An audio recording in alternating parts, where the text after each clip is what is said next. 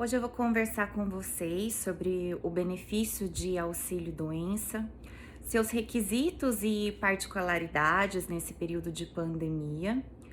E já comentando sobre os requisitos, quem tem direito ao auxílio-doença? Então, para ter direito ao auxílio-doença, devemos demonstrar a incapacidade para o trabalho, que é diferente de doença. Então, por exemplo, uma pessoa ela pode estar doente, mas não necessariamente ela está incapaz para o trabalho, sem possibilidade de desempenhar a sua atividade profissional. Então, além de demonstrar essa incapacidade para o trabalho, tem que ter uma carência mínima de 12 contribuições para a Previdência Social e devemos também comprovar a qualidade de segurado. Então, não pode ficar um tempo muito grande sem pagar a Previdência e o período em que a pessoa pode ficar sem pagar a Previdência vai depender, da sua inscrição à Previdência Social. Ou então se é um empregado, se por acaso teve um seguro-desemprego, ou se é um autônomo ou paga como facultativo. Por exemplo, para um empregado, para o segurado obrigatório, para um autônomo, se você tiver menos de 10 anos de contribuição sem que tenha perdido esse seguro da Previdência Social, é possível que a pessoa possa ficar sem pagar.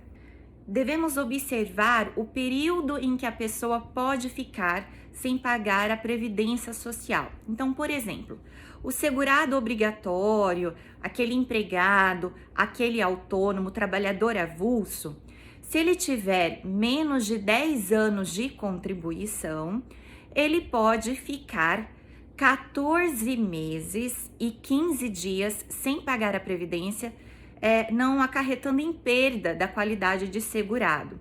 Caso esse empregado, esteja recebendo um seguro-desemprego, esse período é prorrogado por mais 12 meses.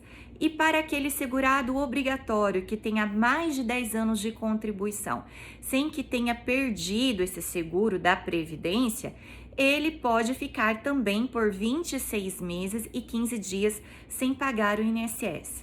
Já o segurado facultativo, por exemplo, ele pode ficar 8 meses e 15 dias sem pagar o INSS.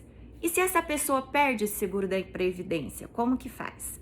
Daí, no caso, deve cumprir mais 6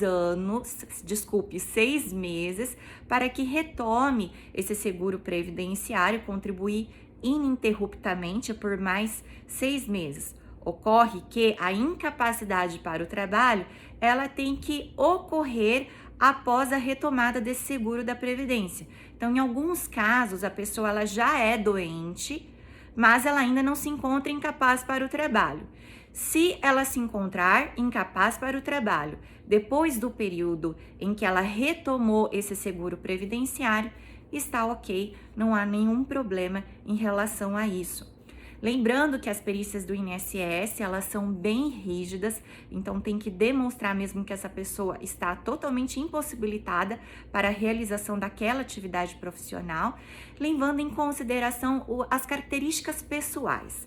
Então, por exemplo, um trabalhador, um advogado, em que sua função é estritamente intelectual e que ele se vê impossibilitado com dificuldade de caminhar.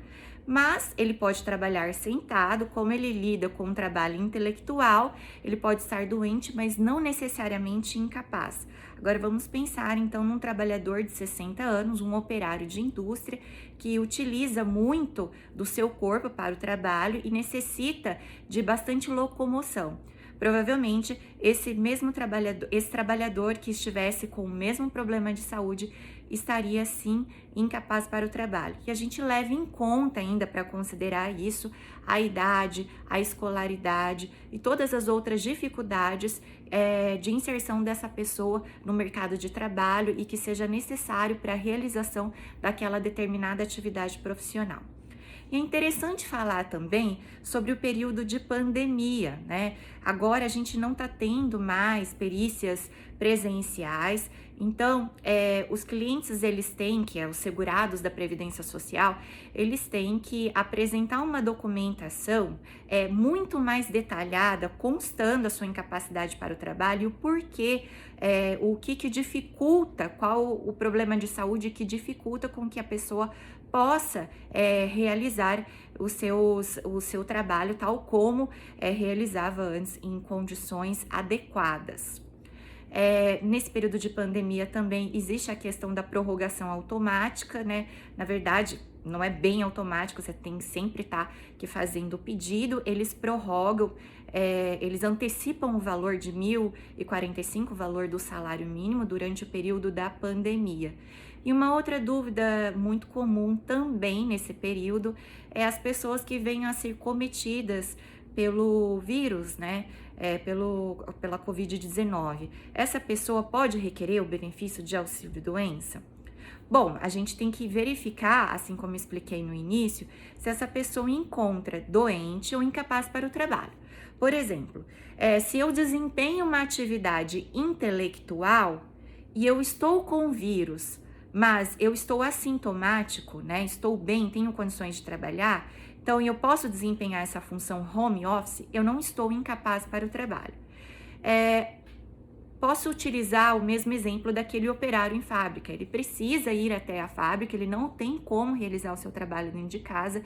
Então, ainda que esse operário tivesse assintomático, ele está, sim, incapaz para o trabalho. Por um outro lado, obviamente que se ele tiver os sintomas dele, né, então estiver muito doente ou de repente internado, vai se encontrar incapaz, sim, é possível requerer, então, um benefício de auxílio-doença. Então, o que a gente tem que observar é a incapacidade e não a doença. Então, espero que tenha ajudado aí com mais dicas sobre o direito previdenciário.